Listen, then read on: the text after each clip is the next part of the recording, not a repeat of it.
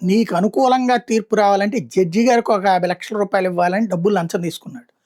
ఈ విషయం మీదన బార్‌కి సంబంధించి ఒక కంప్లెయింట్ సుప్రీంకోర్టుకి వెళ్తే సుప్రీంకోర్టు ఆ లెటర్ కాపీని మద్రాస్ హైకోర్టుకి పంపిస్తే మద్రాస్ హైకోర్టులో సదరు జడ్జి గారు ఆ సదరు 50 లక్షలు ఇచ్చాడు అని చెప్తున్న లాయర్‌ని నిలదీసి ఆ పైన ఈ కేసు నుంచి జడ్జి గారు తప్పుకున్న ఉదంతం ఇది. 2008, 9లో ఆన్‌లైన్ ట్రేడింగ్‌లో పాల్గొంటూ Indian metals and minerals trading కార్పొరేషన్‌కి 113 కోట్ల మేర మోసం చేశాడన్న ఆరోపణల మీద నరేష్ ప్రసాద్ అగర్వాల్, గణేష్ అగర్వాల్ మీద సీబీఐ కేసు పెట్టింది. వివిధ పరిణామాల అనంతరం వ్యవహారం మీద విచారణ మద్రాస్ హైకోర్టు న్యాయమూర్తి జస్టిస్ ఎం. నిర్మల్ కుమార్ ముందుకు వచ్చింది.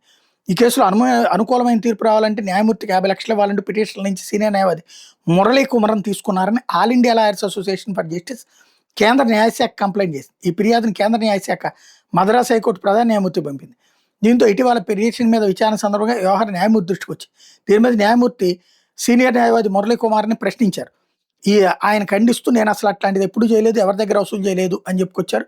ప్రత్యేక పబ్లిక్ ప్రాసిక్యూటర్ శ్రీనివాసన్ కూడా అదే విషయాన్ని చెప్పుకొచ్చారు. మేము ఎవరి మీద ఆరోపణ చేయలేదు ఇట్లాంటిది అన్నటువంటిది. అయితే జడ్జి గారు మాత్రం దీని మీద విచారణ చేయాలని చెప్పి రిజిస్ట్రీకి ఆదేశాలు ఇచ్చారు. అదే సందర్భంలో బాధ్యులు ఎవరైనా సరే శిక్షించమని చెప్పారు.